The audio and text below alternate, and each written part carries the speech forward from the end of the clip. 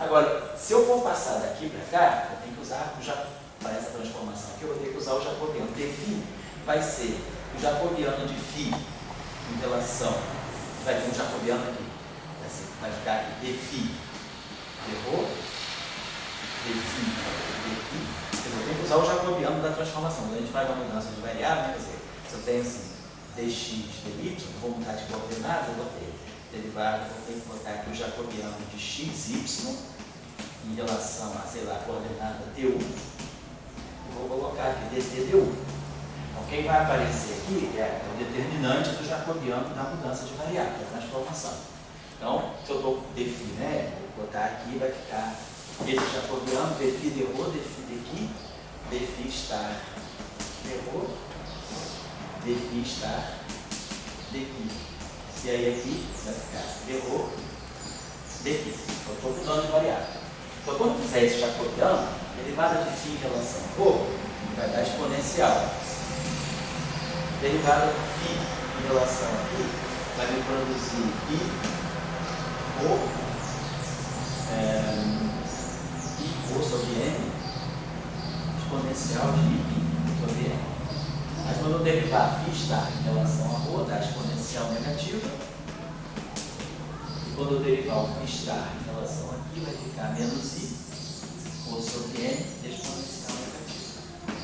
Tá. Então, quando eu fizer esse jacobiano, né, isso aqui vai cancelar. Então, o meu jacobiano, ele vai ficar, isso ele vai ficar i ρ, é o módulo do jacobiano, no fundo o jacobiano vai ficar proporcional a ρ.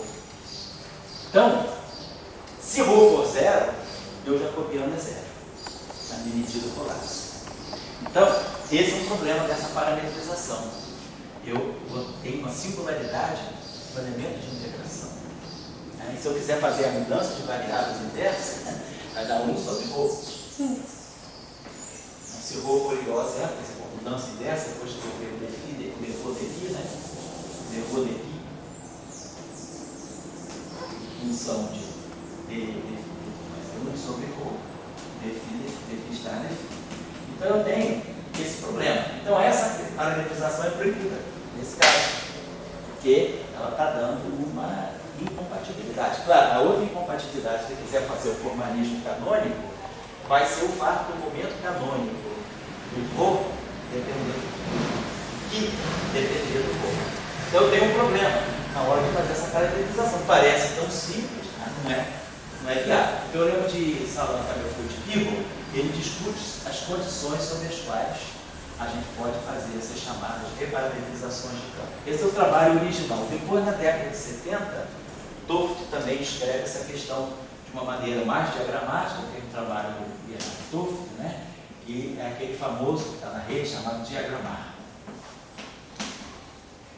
Essas aulas aqui foram as aulas que o Toft deu lá na Universidade de Pisa, no doutorado lá, no início dos anos 70. E ficaram célebres essas notas, e lá no diagramar, Toft apresenta bem essa discussão, quais são os perigos que você tem quando você passa de uma categoria de parametrização para outra parametrização. Você tem que satisfazer condições bem definidas, você tem que mostrar que o jacobiano não é um singular, você tem que mostrar que os estados de uma partícula numa parametrização podem ser unitariamente ligados aos estados de uma partícula na outra parametrização. Então tem uma série de pequenas questões que em geral a gente não percebe muito, né? Não é como fazer uma mudança de variáveis comum. A gente está falando de mudança de variáveis de campo. Então tem que ter cuidado com essa parametrização. Agora, aqui se vocês observarem bem, só uma coisa, e esse Borcher? O teorema de Borcher, né? É uma axiomatização desse teorema também. Ele é chamado de Borcher, né? Ele foi o primeiro, né? Não. Primeiro foi Salant-Caberfoot. O Borcher vem depois. Borcher é meio do ano 60. O Borcher, ele faz uma axiomatização desse teorema da reparametrização também, que é mostrando que você pode... Ele foi antes do diagramar. Antes do diagramar. O diagramar, o Toft faz isso de uma maneira mais diagramática, usando mais gráficos, né? Mas o Borcher faz de uma maneira mais axiomática. Bom, então, estou chamando a atenção disso, que nem sempre. Por que, por exemplo, aqui, no caso do campo de Higgs, eu estou podendo fazer isso? Vamos imaginar o seguinte, se eu tivesse aqui Só colocar aqui para vocês. Se nós tivermos uma situação aqui que eu tiver o parâmetro em termos de quebra espontânea da simetria, digamos o seguinte: se eu tiver agora esse campo numa situação em que tem quebra espontânea de simetria, então M2 é negativo e o lambda é positivo. Então, meu φ ele vai ser V mais H, digamos assim, mais o mix. Então, vou parametrizar meu campo assim. Mas eu também poderia parametrizar meu campo assim. V mais H, digamos assim, exponencial de I, vamos dizer assim, si, e aqui eu vou colocar parâmetros, mas posso colocar a marca, o parâmetro que é espontânea da simetria. Isso aqui já é comparação, vou botar de uma outra forma. Vou botar assim, eu pudesse fazer a seguinte reparametrização. Vou escrever φ como sendo a exponencial de I vezes um campo Q sobre o valor esperado no fato de V, vamos dizer, esse V aqui é a raiz quadrada de menos M2 sobre o lambda. E vou colocar aqui V mais um campo, digamos que fizesse isso aqui, parecido com isso aqui. Então, aqui eu tenho, se eu fizer agora tudo que eu fiz aqui, eu vou ter sempre esse V mais ρ. Então, se ρ é zero, o V não é zero. Então, eu salvo a singularidade, para campo ρ igual a zero, ela é salva pelo V. Então, quando eu tenho quebra, se eu estou numa situação de quebra espontânea da simetria, aí sim eu posso trabalhar com o meu campo parametrizado assim, ou parametrizado dessa forma no exponencial, porque isso aqui é que está salvando essa reparametrização. Para ρ igual a zero, vai aparecer no jacobiano sempre um V mais ρ. Então, para ρ igual a zero, o jacobiano fica V. O jacobiano perde. E a gente sabe que esse ρ aqui, esse V aqui, é um valor esperado fixado, né? Esse campo aqui é um campo que flutua. Então, o que aconteceu para nós no mecanismo de Higgs foi basicamente isso aqui. Só que ao invés de trabalhar com uma transformação aqui, o que a gente está colocando aqui é uma transformação de SO2. Então, boto aqui parâmetro, sei lá, que A, sigma A sobre 2, isso está atuando em zero, V mais ρ. Isso aqui é o análogo SO2 dessa transformação aqui. Posso colocar cá se quiser contar. O importante é isso aqui. Quer dizer, então os parâmetros, os três parâmetros estão aqui, e o quarto campo está aqui. Esses três campos com esse campo aqui, vai dar os quatro campos que eu preciso para o dublete. Porque o dublete tem dois componentes, dois campos em cima, dois campos embaixo. SO2 me dá 3, mas esse aqui me dá 1. Então eu fico com esses campos aqui. Tá? Então eu posso escolher essa parametrização. Então, o que nós vamos fazer agora, que é isso aí que é a discussão do gauge chamado gauge unitário, nós vamos dizer como eu já sei que houve então a quebra espontânea, como a gente colocou, deixa eu botar mais aqui, a gente colocou já sabe quem é a configuração de vácuo do campo φ.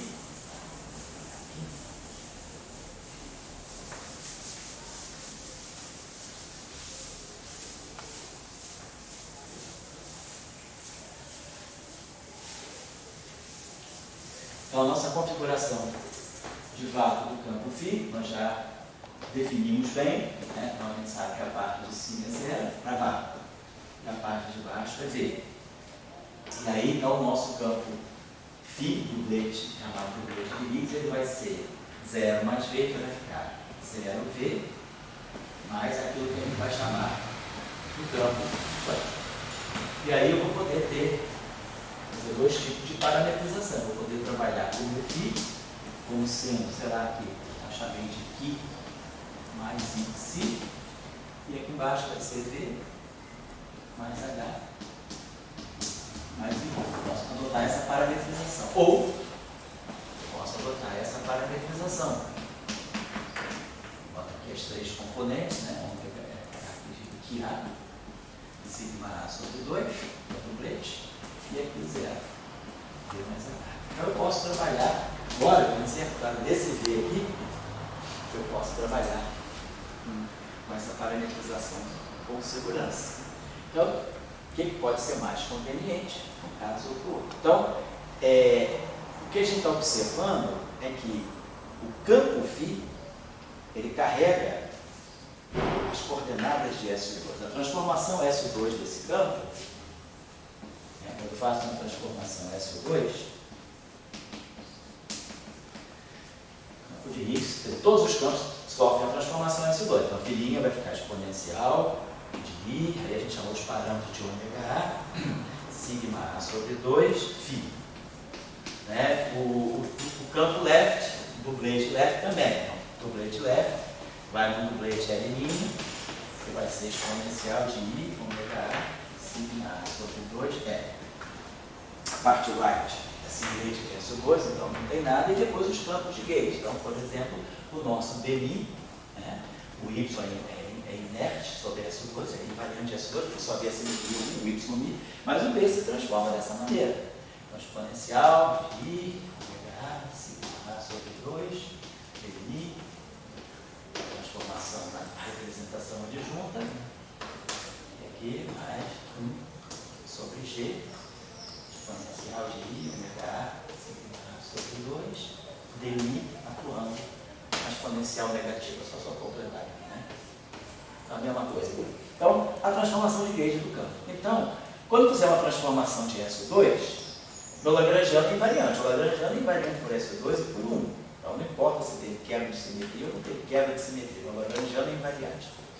Quem não é invariante é meu estado fundamental. Se eu fizer uma transformação de SO2 aqui, exponencial de I, ômega A, sigma A sobre 2, atuando em 0V, então a gente sabe que, vamos botar a transformação de S2 daquela forma mais simples que a gente tinha, daquela forma mais clara, né? Aqui ficava um cosseno de θ sobre 2, seno de θ sobre 2, vou botar assim, deixa eu ver se não vai pegar de novo dessa forma. Vou botar assim.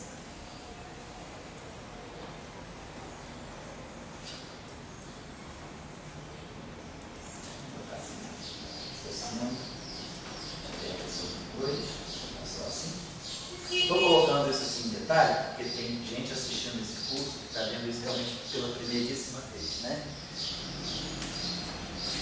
Aqui. E aí aqui, você não deve sobre 2, você não deve sobre 2. Depois aqui fica mais I3, seno de θ sobre 2. Transformação de S2. Aqui fica menos I3, seno de θ sobre 2. Aí aqui ficava I, seno de θ sobre 2. Perdão, na verdade é fatório, seno de θ sobre 2. Ficava I, mais 2. Seno de θ sobre 2. E aqui embaixo fica menos I1, mais M2, menos M2, né? É 0. Fica IN1 mesmo. IN1 menos 2.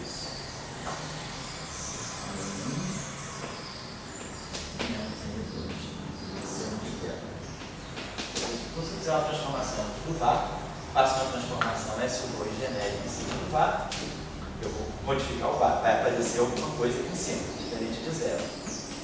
E aqui embaixo vai aparecer alguma coisa diferente de V. Ou seja, a atuação de uma transformação, quer dizer, a simetria do lagrangiano não é uma simetria do vácuo. O vácuo não é invariante, o vácuo muda. Eu passo de um vácuo para outro vácuo equivalente, do ponto de vista energético.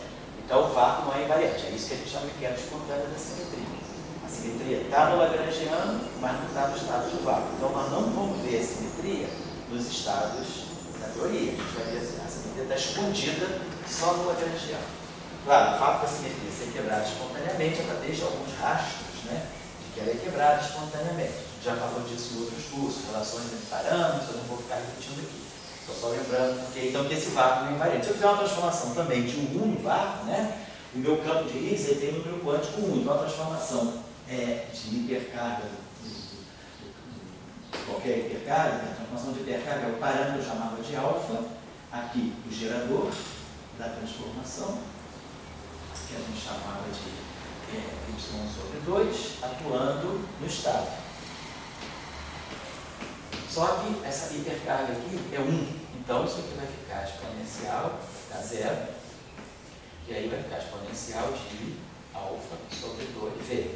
Então, meu vácuo muda por uma fase, mas muda. Então, o meu vácuo 0V, ele quebra quebra a simetria SO2 e quebra a simetria U1. Então, as simetrias são quebradas. Depois a gente vai ver que vai ter uma simetria residual.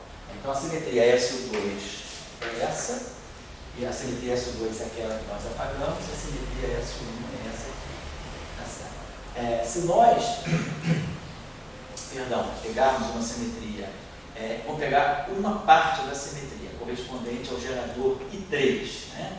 Então, se a gente pegar o gerador I3, o gerador é o sigma sobre 2. Então, se eu pegar essa transformação aqui, exponencial de I, vamos colocar aqui θ, N3, sigma Z sobre 2. Então, essa transformação aqui, quando eu tirar o sigma Z ao quadrado é 1, né? Quer dizer, essa transformação aqui, ela vai ficar cosseno de θ sobre 2, cosseno de θ sobre 2, menos, vai ficar mais I, seno de θ sobre 2, sigma Z. Então, essa transformação aí. Ou então posso pensar, deixa eu apagar isso aqui, fazer uma coisa mais simples ainda. Deixa eu apagar aqui rapidinho. Quando a gente tem a transformação, quer dizer, a gente tem isso aqui, exponencial, a transformação de SO2 geral, atuando no vácuo. Os geradores, vamos pegar cada gerador atuando no vácuo. Sigma X atuando no vácuo.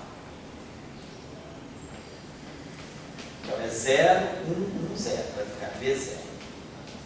Sigma Y atuando no vácuo. 0, menos I e 0. E sigma Z atuando no vácuo. Está 0, 0, está 0, menos V. Então, os três geradores não deixam o vácuo invariante. Claro, a matriz geradora, a matriz do grupo é exponencial do gerador. Quer dizer, a condição para que o vácuo, se eu tiver uma matriz R, né, atuando no estado V, um vetor, eu quiser que isso aqui seja invariante, como essa matriz aqui é exponencial de I parâmetros, geradores atuando em V, para que isso aqui seja verdade, é preciso que a ação de todos os geradores sobre V seja zero, ou seja, todos os geradores aniquilem esse estado. Qualquer GA atuando no V dando zero, esse exponencial vai virar 1. Então, a invariância sob o grupo é equivalente a os geradores anularem. Não, quer dizer, então, quando o grupo deixa um objeto invariante, significa que os geradores daquele grupo, todos os geradores, aniquilam aquele estado que é invariante. Então, nesse caso, eu estou olhando para os geradores. Nenhum desses geradores aniquila. Agora, vamos pegar o gerador, o Y. Nosso gerador Y, né? É 0, V. Então, só que os nossos geradores, vamos dizer assim, são, quer dizer, o meu I3 é sigma. Bom, vou deixar assim por enquanto. Meu I3 é assim, vamos pegar o gerador Y. 0, V. Y. Carga, hipercarga do Higgs é 1. Então, isso aqui é 1. Então, quando eu pegar I3 mais Y sobre 2, o gerador I3, né, da hipercarga fraca, o gerador é sigma 3 sobre 2. Né? Quer dizer, o gerador, isso aqui é a carga, no SO2 a carga são geradores sobre 2. Então, eu tenho sigma 3 sobre 2 mais Y sobre 2. Se isso aqui atuar no vácuo, eu vou estar somando, na verdade, esses dois se cancelam, então eu posso botar esse meio para fora, então o meio de sigma 3 mais Y atuando no vácuo. Então, quando eu somar, a soma do sigma 3 é 0 menos V, a ação do Y é 0, V, isso aqui dá 0. Então, o que a gente observa é que, apesar dos três geradores quebrarem SO2, né? Quebrarem SO2, e apesar do gerador da hipercarga fraca também demonstrar uma quebra na hipercarga fraca no vácuo, a minha combinação I3 é sigma 3 sobre 2 mais Y sobre 2, essa combinação aqui de geradores, eu posso botar um meio de sigma 3 mais Y, esse gerador aqui atuando no vácuo de Higgs, cancela. Então, existe os geradores individuais quebram, mas existe uma combinação linear que deixa o vácuo invariante. Quer dizer, os geradores aniquilando o vácuo significa que eu posso gerar uma transformação com 1 uma transformação exponencial de I, um certo parâmetro que eu posso chamar de beta, e aí pegar esse gerador sigma 3 mais y sobre 2, atuando, quer dizer, pegar essa transformação. Quer dizer, esse operador aqui, essa transformação, atuando no vácuo de Higgs, quer dizer, se isso aqui atuar em φV, dá o próprio φV. Então eu posso gerar, a partir desses dois geradores, uma nova categoria de transformações de gauge locais, que deixam o vácuo invariante. É isso que vai estar associado ao eletromagnetismo. A gente sabe o que é uma nixigima, sigma 3 sobre 2 mais y sobre 2, ou I3 mais 5 mais y sobre 2, é justamente a carga eletromagnética. Então é esse operador aqui que vai fazer o papel da carga eletromagnética. Então isso está dizendo que a carga eletromagnética do vácuo é nula, ou seja, o vácuo não tem carga elétrica. E aí a transformação de gauge associada é essa aqui. Eu coloco aqui I beta, carga eletromagnética, atuando no vácuo. Agora sim, agora é o grupo. Então, vai dar, deixa eu ver, o gerador aniquila e a transformação finita mantém. Então, isso está acontecendo com o vácuo de Higgs.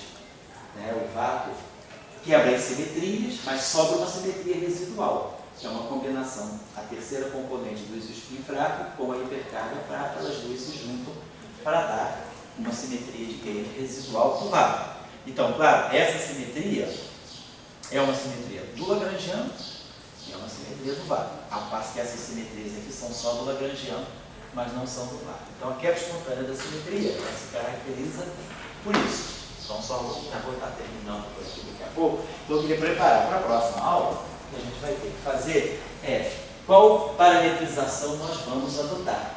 Então, nós vamos ver que, para um certo efeito, um certo momento inicial, é mais interessante adotar a parametrização exponencial.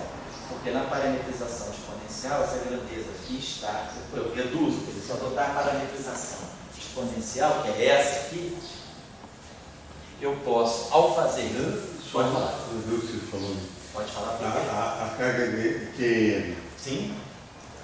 Ela é uma simetria do Lagrangiano e do vácuo. Isso. Então, ela não precisa da quebra espontânea? Não, ela não é. Ela resiste à quebra espontânea. É o que sobra da quebra espontânea. Você quebra os 3 geradores de SO2 e quebra o gerador de 1. Mas aí você descobre que tem uma combinação da terceira de SO2 com o 1 que mantém a simetria. Então ela não tem quebra espontânea da simetria. Não entendo. Mas daí qual o significado? O que a gente está querendo dizer é isso aqui.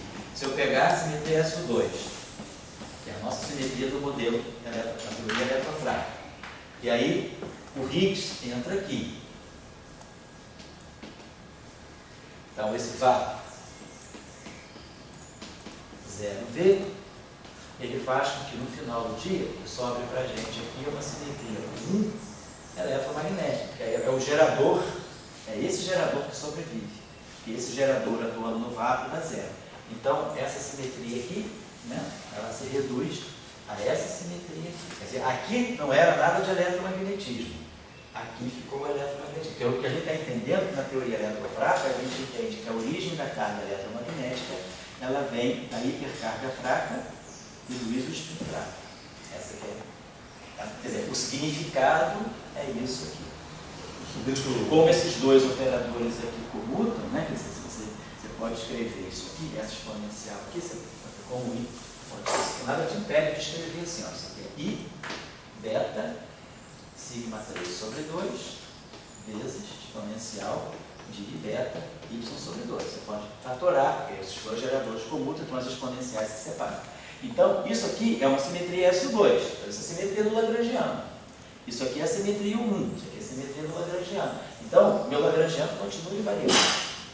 Quem não é e agora o vácuo também é invariante. Então, sobre essas transformações aqui, tanto o Lagrangiano quanto o vácuo são invariantes. Então, a simetria é exata. A simetria não está quebrada. A simetria está quebrada aqui e aqui. Isso aqui é uma transformação de SO2. Então, qualquer transformação de SO2 deixa o Lagrangiano invariante. Qualquer transformação 1, mesmo que eu tenha mudado os parâmetros, não importa. Qualquer transformação que é importante é o gerador não mexer no lagrangiano e esse gerador não mexer no lagrangiano. Então, tudo fica perfeito. O lagrangiano, depois da quebra espontânea da simetria, a simetria residual, ela mantém o lagrangiano invariante e deixa o vácuo invariante. Então, por isso que ela não é quebrada espontaneamente. Quem é quebrado espontaneamente é a simetria inicial. Mas daí a pergunta simples para onde é que foram os sigma 1, sigma 2? Para onde foram? É. Vamos ver depois, quando a gente for sair do gauge unitário, a gente vai ver que eles estão direcionando aqueles que seriam os bósons de Goldstone para a parte longitudinal do campo vetorial massivo. O papel desse gerador, ele não some, mas simplesmente os campos associados a ele, né? Que aqui, por exemplo, se você olhar aqui, nós temos todos esses geradores são quebrados. Então, esses objetos aqui são campos. Nós vamos poder, se a gente não trabalhar no gauge unitário, a gente vai manter esses campos aqui. E aí a gente vai ver para onde esses campos aqui vão. Então esses campos aqui vão justamente para a parte, né? Deixa eu dar uma olhadinha, uma coisa rápida, fácil de vocês verem. Imagina que eu tenho aquele modelo SO2, né? Que eu tenha dois campos. Como a gente falou, o Phi-star, pegar aquele modelo. Desculpa botar assim. Phi-star, quebra espontânea da simetria 1, vamos dizer que a gente fizesse isso aqui. Menos o M2, botar assim. Não bagunçar muito. Mas se eu estivesse pegando esse modelo, vou fazer rápido, porque a gente já fez isso em alguns cursos, é só para lembrar.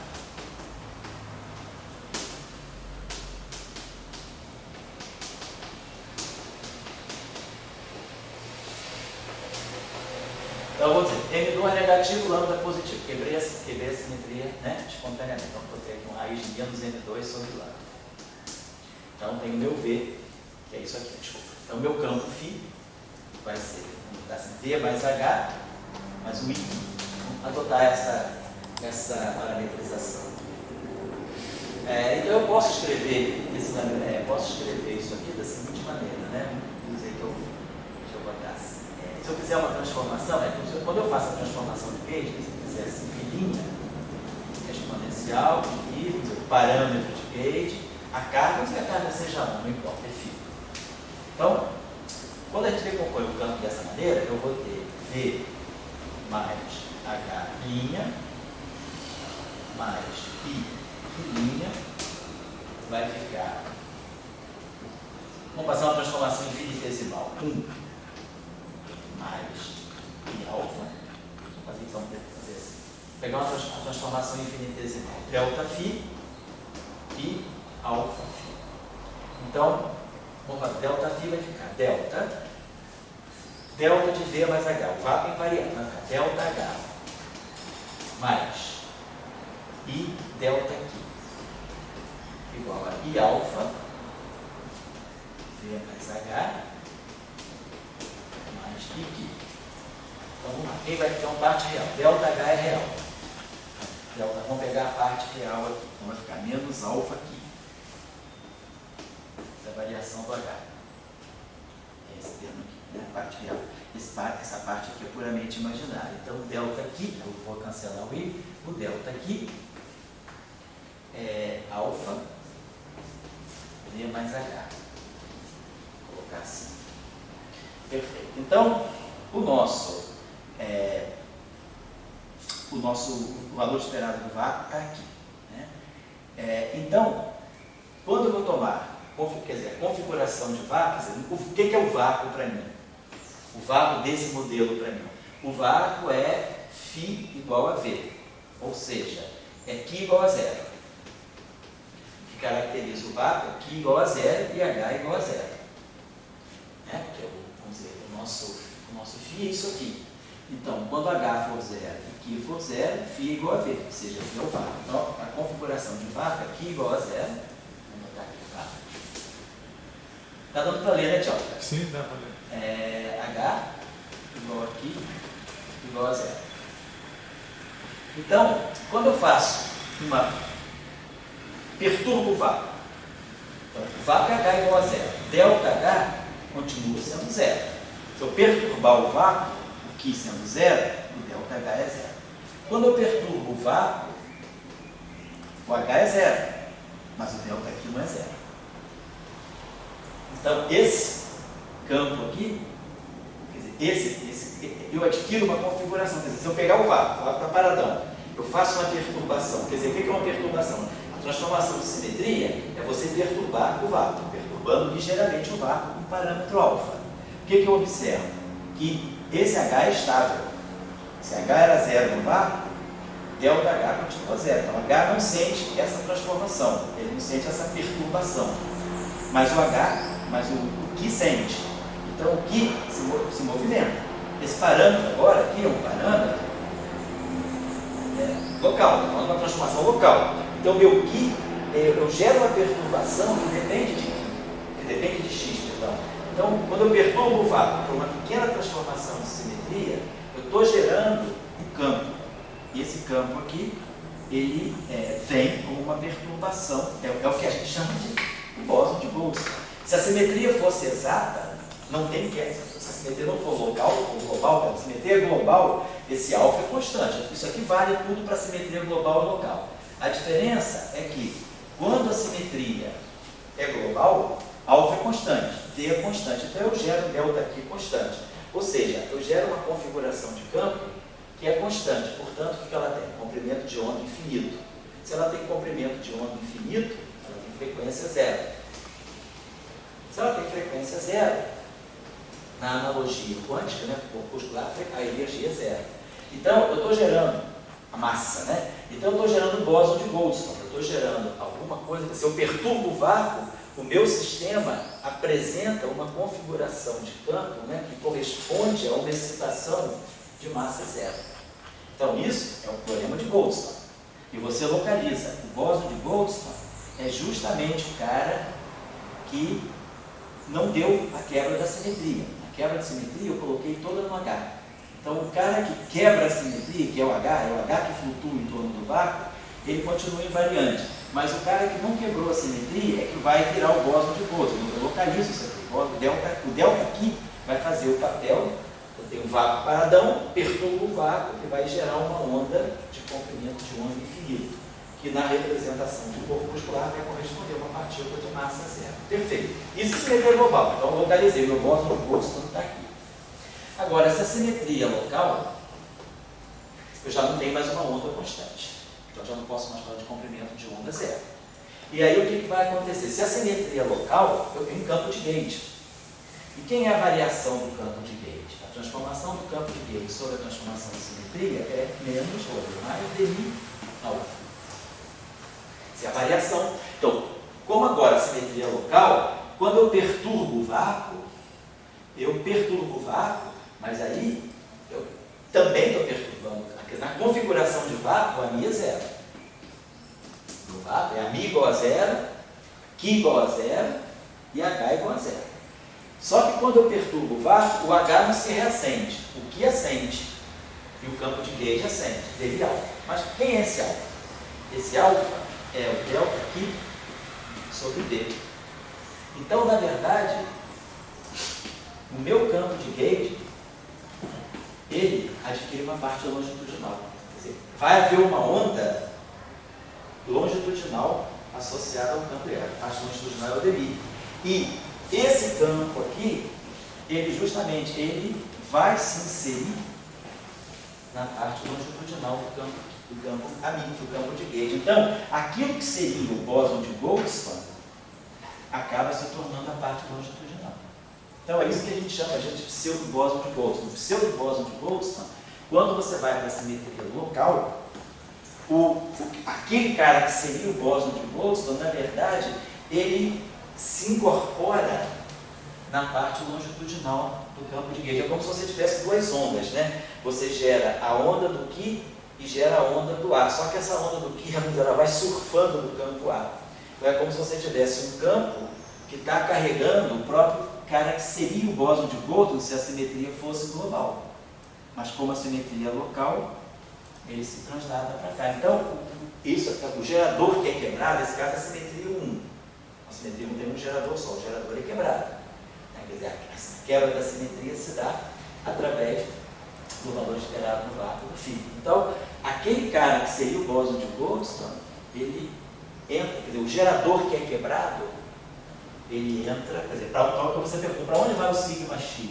Para onde vai o sigma y? Na próxima aula, eu vou fazer isso no caso não abeliano, vou fazer exatamente esse desenho aqui, esse raciocínio, no caso não abeliano. Aí a gente vai ver que o campo que acompanha o sigma x vai entrar numa parte do campo, vai entrar no campo de gate, o campo que acompanha o sigma y, os três bósons de gate vão desaparecer.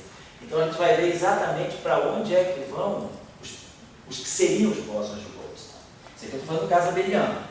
Na próxima aula eu vou fazer isso no caso direto aqui, no caso não abeliano. E aí a gente vai ver exatamente que quando a simetria é quebrada, você joga os bósons de Goldstone na parte longitudinal dos campos de gate. Então esse que é o isso que acontece com sigma x, com sigma y, com sigma z.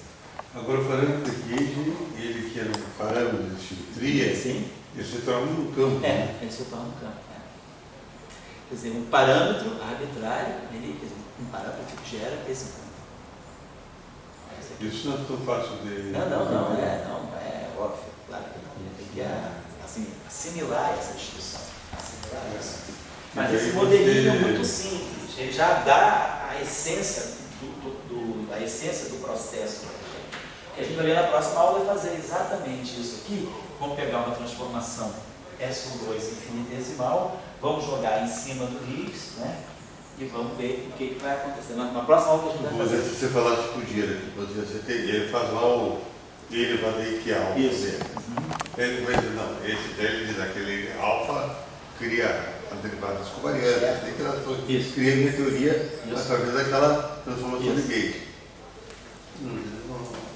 Agora aquele alfa vai se transformar em campo. Ele vai gerar, quer dizer, o alfa não é que ele vai se transformar, ele vai gerar, ele vai induzir um campo. É a força do parâmetro de gauge. Mas ele já não é mais aquela função original Sim. de gerar interações. Certo? Não, ele já gerou as interações estão todas lá. Aqui ele já gerou as interações, mas ele, além de gerar, ele já gerou as interações, mas depois que a simetria é quebrada espontaneamente, ele ainda gera um campo. Ele parece aqueles peixes, como é que é? Salmão, né? Salmão Que depois no final morre e dá Vai virar para a vida dele para os outros. Assim, exatamente, é isso aí. Tá legal? Então na próxima aula que a gente vai fazer, eu vou até pedir para você anotar aí, Dória, para a gente começar daí, vamos fazer o seguinte. essa parte final eu confio mais ou menos. Mais ou menos? Então na aula que vem eu refaço isso. Então a gente começa na próxima aula refazendo essa discussão de como, né, o bóson de Goldstone ele entra no surf do campo de gauge, então ele surfa com o campo de gauge, então aparece uma onda só. Ele desaparece, ele perde a essência e ele se junta com o campo de gauge e segue aquela onda longitudinal. Né? E aí no caso não abeliano, a gente vai fazer o mesmo exercício fazendo a seguinte coisa. Vamos E adotar. para a intuição da gente, né? Sim. Esse parâmetro alfa, ele existe para não existir. Entendeu? E aí você troca. Ele, vamos dizer, existe para gerou isso aqui, mas depois ele se transforma num campo. Sim. Assim, Ele gera um campo. Ele gera um campo, eu não sei se... Ele gera essa, quer dizer, porque você tem que Não pensar. sei se isso fosse feito por você. Hã? Não sei se isso fosse feito por você. Se eu mandasse ser feito... Para uma revista? Provavelmente. Assim, Provavelmente eu apanharia. evidentemente, como as coisas dependem de x de t, o alfa depende de x de t, o campo depende de x de t. Você não está fazendo uma banana e maçã, está fazendo, mas você está dando uma comparação outra. Essa comparação outra não é tão fácil. Só isso. Não, certamente. Próxima aula eu vou, já que isso aqui suscita discussão, e se for esclarecer, então na próxima aula eu faço o modelo abeliano. Em palavras, ele se entrega a ser um novo grau de liberdade. Sim. Ele vira um novo grau de liberdade. Coisa que ele nunca foi. Certo. E era simplesmente um parâmetro de gauge. Ele era um parâmetro de coordenação da estrutura, né? Então na próxima aula a gente vai fazer uma transformação de SO2 em ciclo disso aí. E ele se transformar no grau de liberdade. Ômega A, sigma A sobre 2, atuando no próprio fio.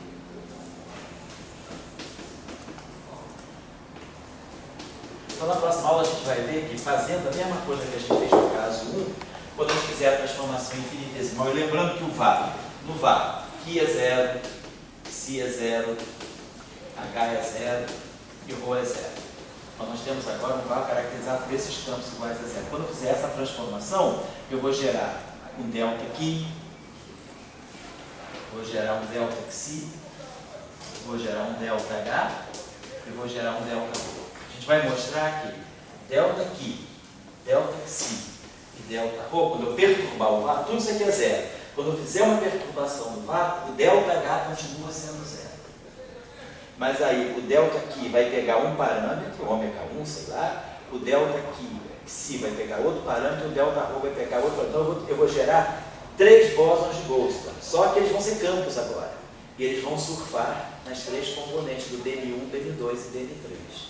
Então, a quebra espontânea da simetria vai mostrar que o gerador, vamos ver quem é. Quem vai pegar o ômega 1 desses caras aqui, quem vai pegar o ômega 1, quem vai pegar o ômega 2, quem vai pegar o ômega 3. Então, cada um vai pegar um gerador. E aí, quando a gente tirar a variação do campo de rede, o delta DNI, né, a gente vai ver que a gente tem o DNI ômega A. Então, o cara que sair daqui com o ômega 1, ele vai se incorporar o DN1. O cara que sair do ômega, que estiver carregando o ômega 2, vai se incorporar o DN2. E o cara que pegar o ômega 3 vai se incorporar o DN3. Então eu vou gerar os 3 bósons de Goldstone, eles agora vão pegar carona nos 3 campos de gauge em 3 ondas longitudinais. Então você sabe, né, o que vai acontecer com a quebra espontânea da simetria. O que seria bóson de Goldstone virou parte longitudinal. Na literatura, os que seriam bósons de Goldstone também são chamados de pseudo-bósons de Goldstone. São aqueles que somem na versão local e passam a se incorporar à parte longitudinal. Legal?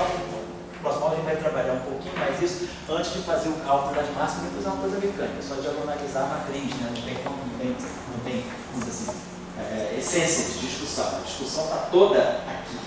Né? Eu acho que a discussão está toda compreender exatamente o que é a quebra espontânea da simetria, por que no caso local gera novas ondas, né? Quer dizer, você perturba o vácuo e teu sistema reage. Teu sistema está paradão no vácuo, você perturba ele com uma transformação de simetria e teu sistema apresenta modos de vibração que vão ser incorporados no código.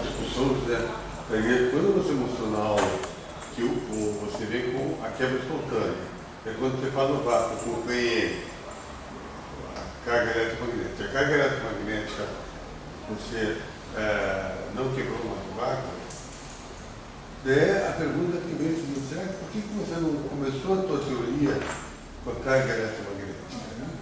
Quer dizer, você acabou de... Aquilo lá que eu iniciei foi um início, uma maneira de sonho, mas a minha prática está aqui. E eu consegui mostrar que, inclusive, não quebra o vácuo, ela. É a pergunta natural: por que você não deixou por aí? Por que você não começa um filme pelo fim? Poderia ser. Você sabe onde você quer chegar. O autor já sabe onde ele quer chegar. Mas ele começa o filme fingindo que não sabe. Alguns filmes não, você começa pelo fim e vai fazendo flashback. Mas no nosso caso, ele está pensando assim: você sabe onde quer chegar. Você quer chegar no eletromagnetismo. E você quer mostrar que o eletromagnetismo é uma simetria resiliente. Ela resiste a uma quebra.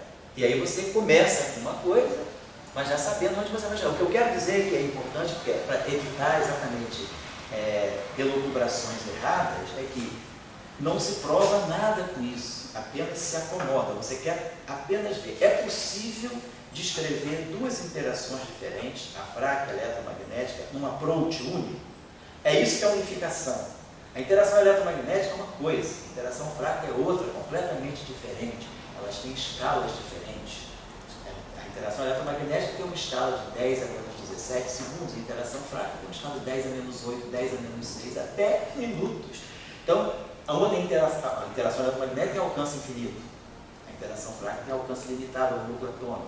A interação eletromagnética forma. A interação fraca não forma nada. São 2 interações diferentes. Mas você pergunta: será que eu posso descrever 2 coisas tão diferentes numa única teoria, numa única abordagem? Quer dizer, o papel da simetria também está aí. A simetria, ela vai te permitir unificar as diversidades. Você tem 2 coisas que Para o homem comum, para o senso comum, são muito diferentes. Uma coisa é interação fraca, outra coisa é interação eletromagnética. O que a simetria te diz? Não, são coisas muito diferentes. Mas eu posso dar um sentido para elas duas, numa única, eu posso escrever um hamiltoniano único para duas físicas muito diferentes. Eu acho que isso é que é unificação. Não é dizer que uma coisa é igual a outra. A unificação é você dizer que você tem um hamiltoniano único que descreve coisas diferentes. Eu acho que é assim que a gente tem que entender a unificação, para não ficar pensando que interação fraca, interação eletromagnética, não é. Mesmo quando você vai para uma escala mais alta, que você já, antes de você quebrar a simetria, você tinha coisas diferentes. Você tinha uma simetria SO2, tinha bóson não abeliano, tem uma simetria U1. Então, antes de você quebrar a simetria, você também não está descrevendo uma física única. Você está descrevendo uma física SO2 e uma física 1. Depois que você quebra a simetria, você acabou com uma teoria eletromagnética, mas você não perdeu a interação fraca. E quando você diz SO2 próximo 1 cai em 1 eletromagnético, tá bom, cai em 1 eletromagnético vezes física fraca, só que a física fraca está sem simetria. Mas esse 1 eletromagnético, 1 de 4 bósons. Tem 4 bósons. Ele convive com 4 bósons. Tanto é que você tem W+, W- interagindo com forma. Então, 1 eletromagnético. Então, gente, pode ligar. Pode falar agora. Então, próximo pessoal. O tempo.